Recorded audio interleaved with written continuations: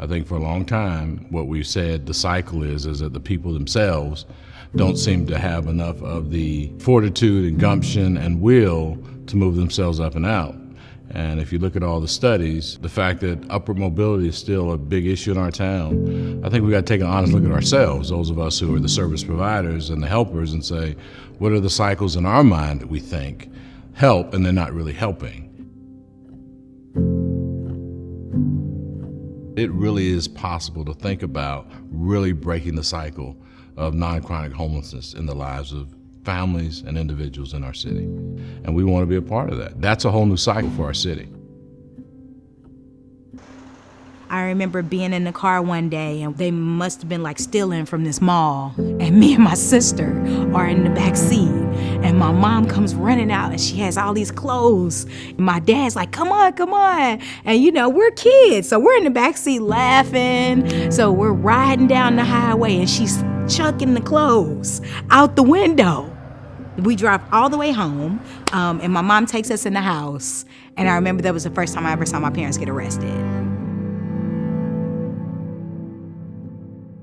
When I was coming up as a little girl with my mom and my dad, I ain't gonna say it was a pleasant relationship, you know, it's more like an abusive relationship. I always saw my mom make bad choices in men. She would always find bad mans in the same style as my dad, you know, abusive, always cheated, and it was a pattern there, like she always put guys before me. So I made the choice when I got 16, that's when I wanted to stay with my father. That's how I I ain't gonna say that's when I got introduced to crack cocaine. I had goals, I had dreams, and I didn't get to fulfill my dreams.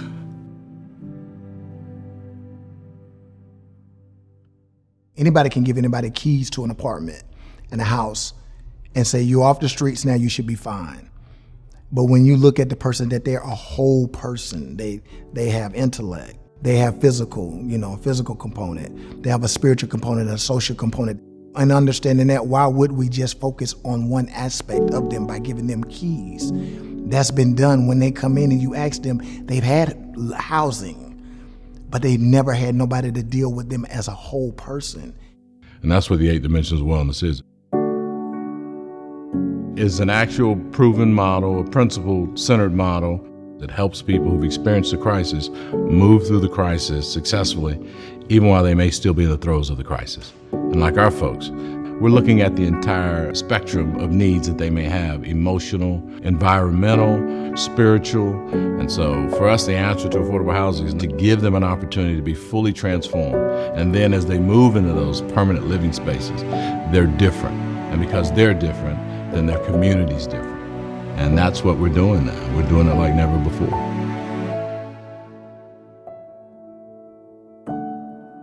Me and the kids were homeless for at least about 5 months. And my thing was, like my mother, I always made bad choices in men. And my kids' father, my kids were molested by him.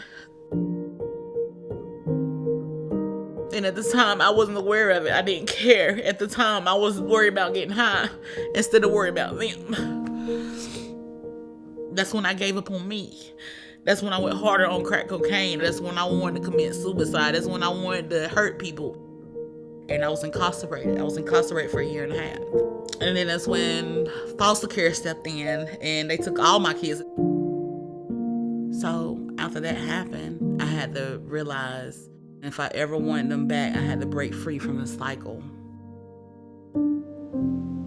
So I remember visiting my mom in prison, but she was more of a stranger. I didn't know her. It was this horrible, gaping feeling of emptiness. And I break down. I'm like, why doesn't my mom love me? Why doesn't she want me? She had never said it.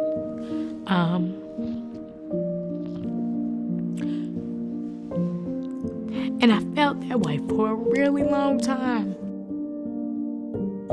And I knew, I was like, I could never treat my children like that. I always have to let them know that I love them.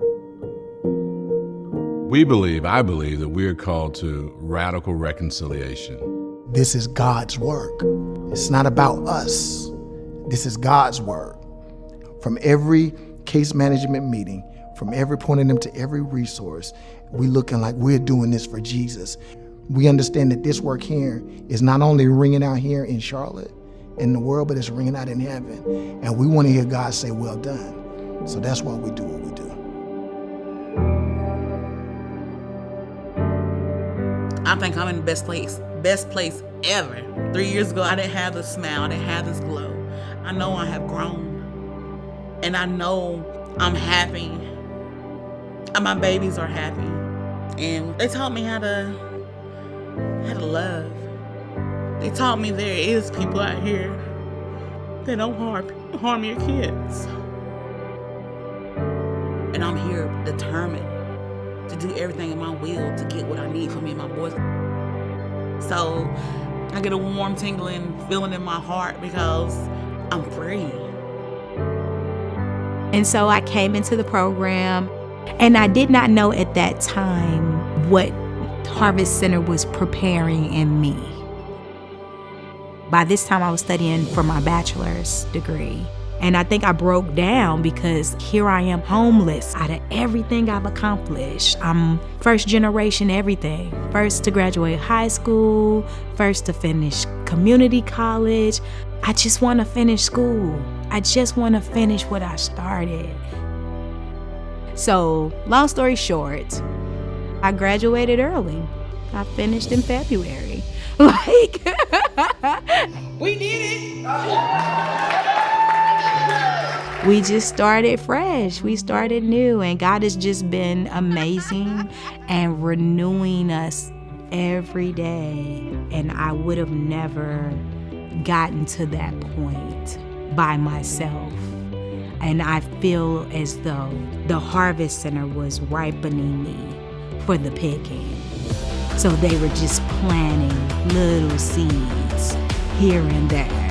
And then it just all blossomed in perfect timing.